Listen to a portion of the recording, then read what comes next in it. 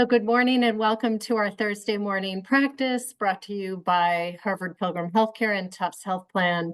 My name is Tara Healey. I'm the founder and director of the mindfulness program and delighted to be with you on our regular Thursday morning. These sessions are recorded and you can view the Tuesday and the Thursday sessions on our YouTube channel, which is just simply called Mind the Moment.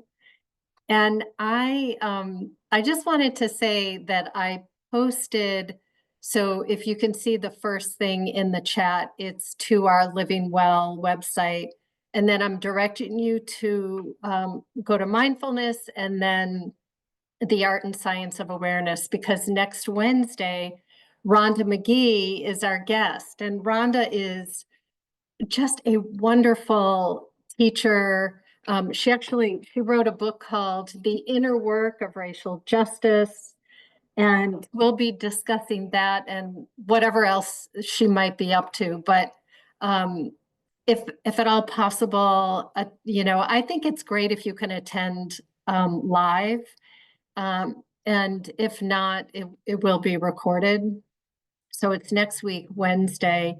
And this is part of the series where we're bringing in thought leaders and scientists to talk about their area of specialty and what they have going on. So, Julia, right, thank you. That'll bring you right to it. So Rhonda is someone that I have known for many, many years. I think many of you know that our program started in 2005, so we've been at this for a long time. And during that time, that's when the science was really starting to come into the forefront. You would begin, slowly, but since 1980 to now, the science has increased exponentially. And it was right around 2005 that it started to dip up, take an upward tick.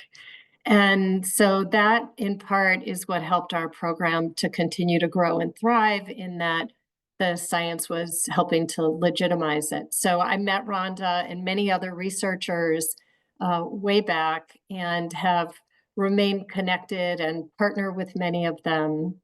So anyway, Rhonda does quite a lot of work around racial justice, and that's an area that is very near and dear to me. And I really just value her input. And I just want to find out what she's up to, because I haven't talked to her in a while. So if you can come on Wednesday, that would be great. And then you'll see the next thing I posted is a book called Being Zen by Ezra Bida. I actually have it right here. And he's somebody that I also read his work many, many years ago. He was a student of a Zen teacher whose name is Charlotte Joko Beck, who was really wonderful. And her writing and his writing is very accessible. And not, as you can see, this is not like a thick book. This is, doable. The language is relatable. And again, like, this is not, I haven't picked this book up in a long time, but I was just kind of glancing through it and I thought, I'm going to start our practice off by reading just a short piece. And so what I would suggest is just allow yourself to arrive in the space that you're in, letting go of all that has already happened this morning, and releasing anticipation of what we're going to do next. Just allow yourself to assume a posture, whether that's seated, lying down, or standing. And take a couple deep breaths, longer exhalation. So deep inhalation through the nose, make your exhalation a little bit longer, and use the breath to help stimulate the parasympathetic nervous system and bring on some ease, again, just to the degree that you can, because we're not really trying to change anything. We're trying to see if we can be with whatever is happening, and through this practice develop equanimity or balance, because the things that are really pleasant and the things that are really unpleasant in our lives, our body sensations, our body pain, our thoughts, can throw us off kilter, and yet the practice helps to build a kind of fortitude or a strength to be with whatever is happening. So I came across this chapter in this book, and it's just called Letting Be, and I thought it would be a good way to start. So as you're in the posture, and again, eyes open or closed, if they're open, gaze downward just a little bit, and allow the words to begin your practice. So see if you can track the words and the meaning of the words. And then I'll come in and, continue to offer guidance, but have periods of silence.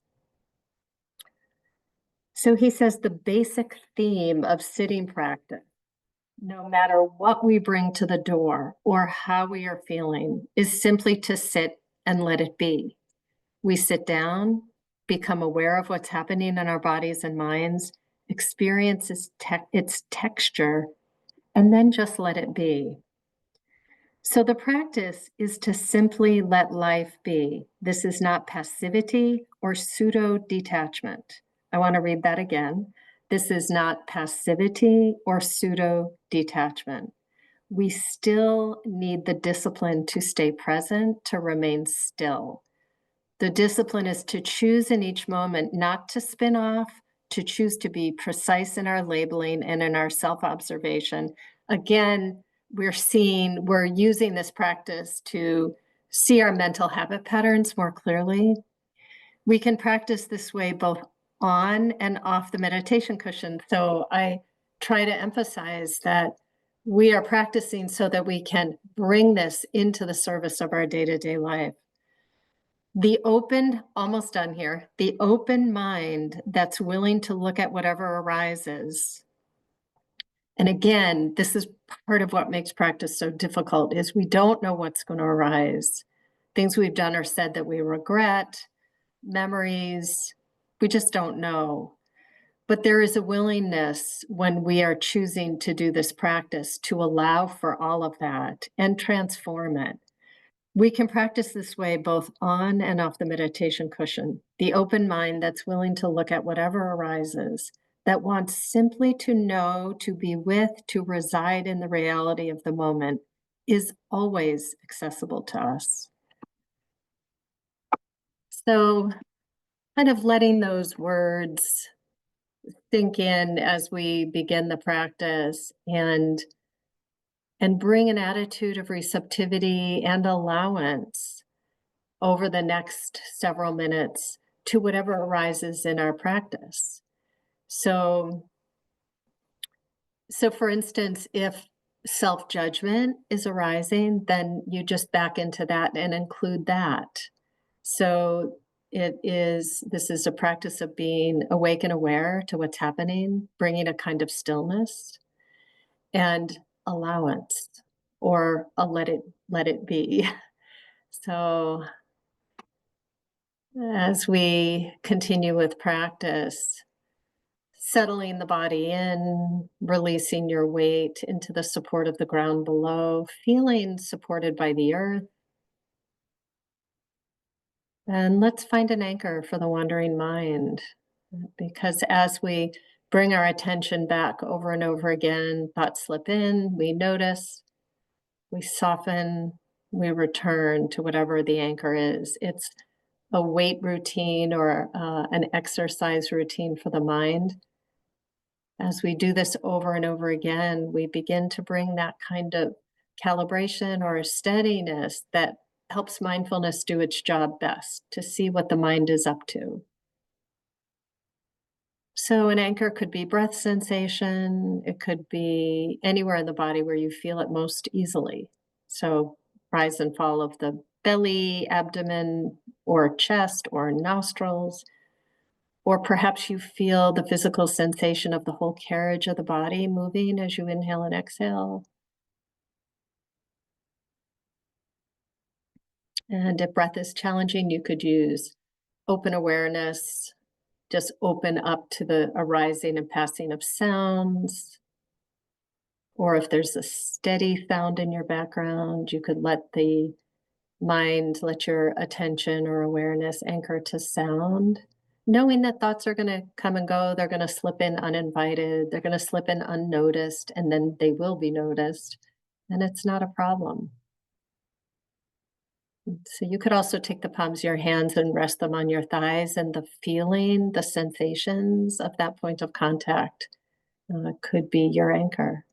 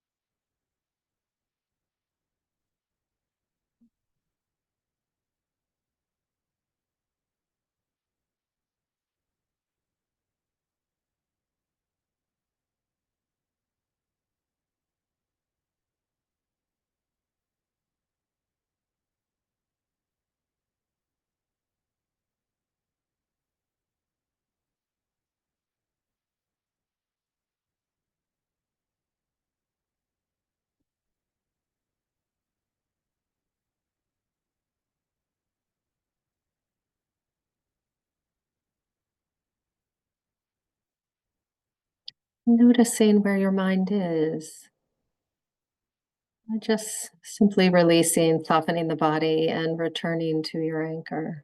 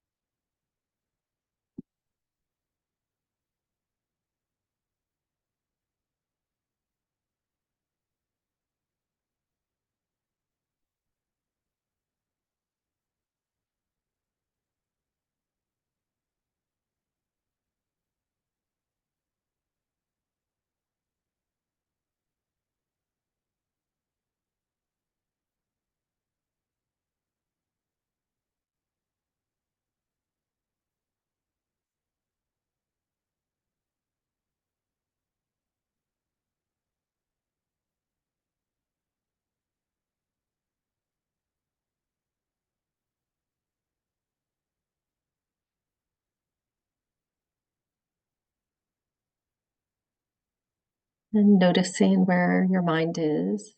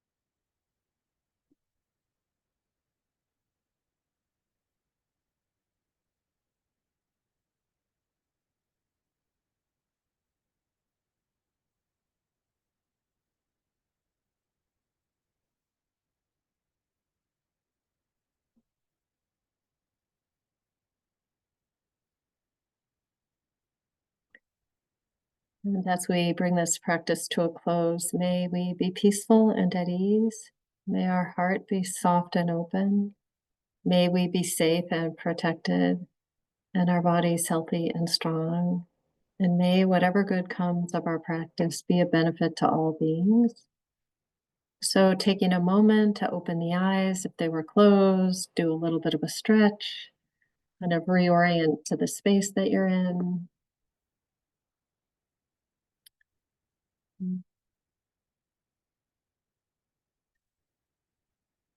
Oh, yeah. So, Ian, what I just read, if you go further up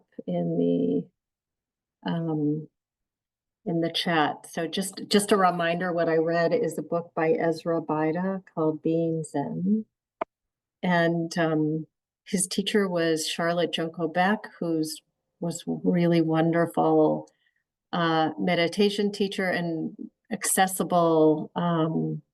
So it's just a reminder. And it's funny, I just started going back to some of the early books when I first became interested in this practice, and everything still holds up, which is the beauty of this practice. There are no experts in this practice. Like it's which is something I've always loved. It's humbling and um, it's an investigative kind of practice. We are like a scientist and we're like a subject. Um, so I really value Ezra Bida. He's written a couple books. I'm not sure if he's still with us on this planet. I know Charlotte Jogobeck is not. But the other thing before folks log off is if you go earlier in the chat also, you'll see that um, there is a link that Julia Grimaldi posted about next Wednesday. So we haven't had the Art and Science of Awareness took a little bit of a hiatus. I think we did not do anything in July, but Rhonda McGee, who wrote The Inner Work of Racial Justice, is going to be with us. And I think it's 1 to 1:30 next Wednesday. I might have said noon, but it's 1 to 1:30 on Wednesday. And so I highly recommend that. She's a wonderful meditation teacher, just a wonderful person. And I haven't caught up with her in a while. So, these are only half hour.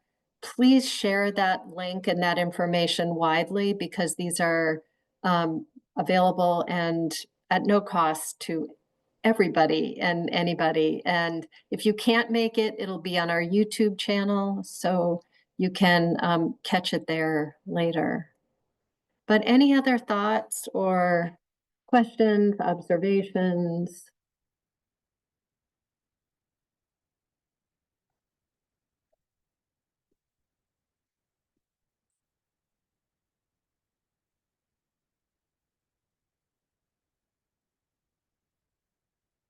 Or anything you want to share?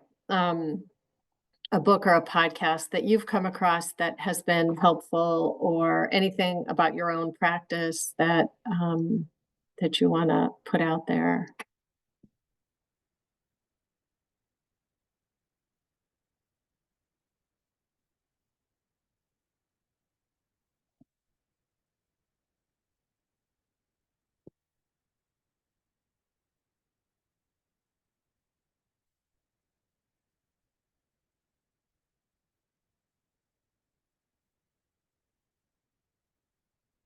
Well, we can certainly close a little early. Let's see.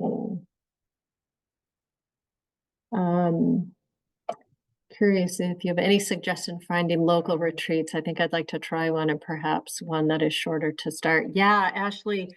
So Jessica Mori, um, who is our Tuesday guest, is doing a retreat in Vermont that is a Friday to a Sunday. It's on her website. So Jessica, and I think it's just jessicamori.com.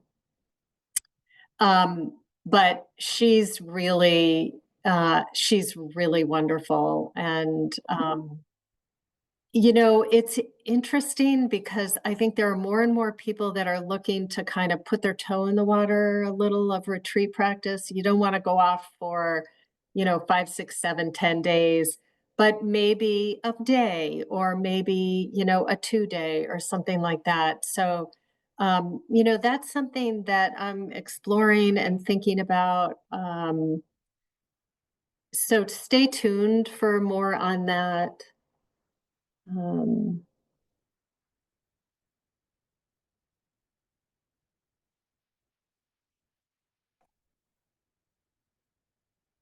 so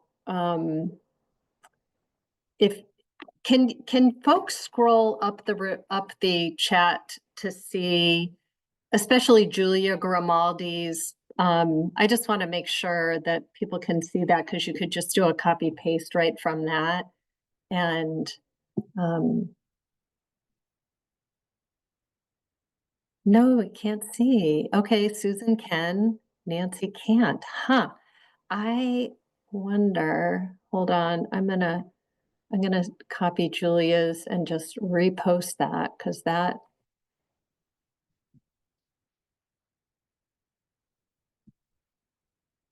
okay. Um, that's the link to join next Wednesday. And then Ezra Bida, and he's got a couple books. This one is being sent.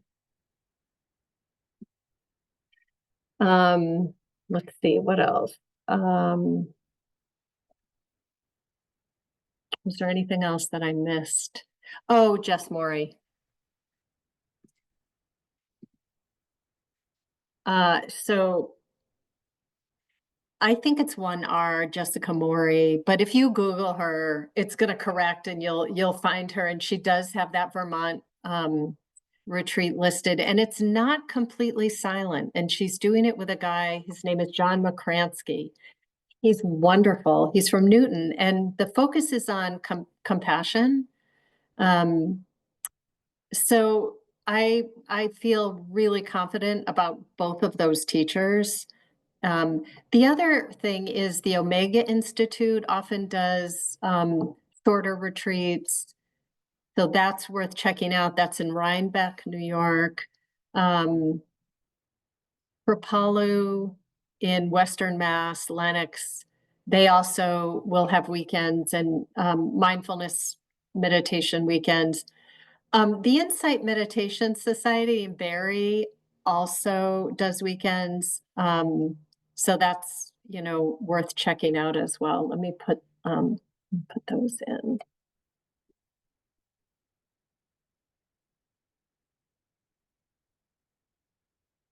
Uh, Jamie, I'm going to Kripalu retreat. Oh, 3 days silent meditation. Great. Um, the thing that's nice, I mean, IMS is kind of hardcore, but it's an amazing place. I was on the board of directors there over the past 7 years. I came off last July. Um, there's a little bit more intensity to it than you would find at Kripalu. So I would say Kripalu, Jamie, thank you for posting that. That's also really great. And I really encourage retreat practice because it's a kind of a form of renunciation. So you get to see like even more clearly what you're leaning into, trying to get, pushing away. Again, I would say those are all. The silence intimidates me. Yep. A house full of young kids and animals. So yeah, it sounds great. But also, so Ashley, I would say the fact that you are even aware of that silence is a little bit scary. And it's yeah, it's a different kind of experience. The very first retreat I ever did was a weekend, and it was challenging, but I have never missed a year since 1999 except one, and that was the year 2000. So it had a huge impact on me. So I just highly encourage checking it out, and doing a weekend is a good way to do it. Doing a 1 day is also a good way to do it. They're harder to find. Um, but yeah, and I'm happy to talk to anybody offline too. So just, send me an email. I'll put my email in the chat.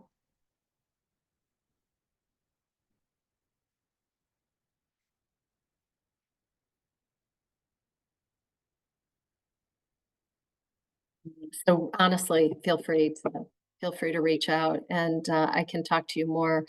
Um, just about what to expect. And yeah, usually with retreats, a weekend or longer, The teachers also give really good talks at the end as to how to come out of it.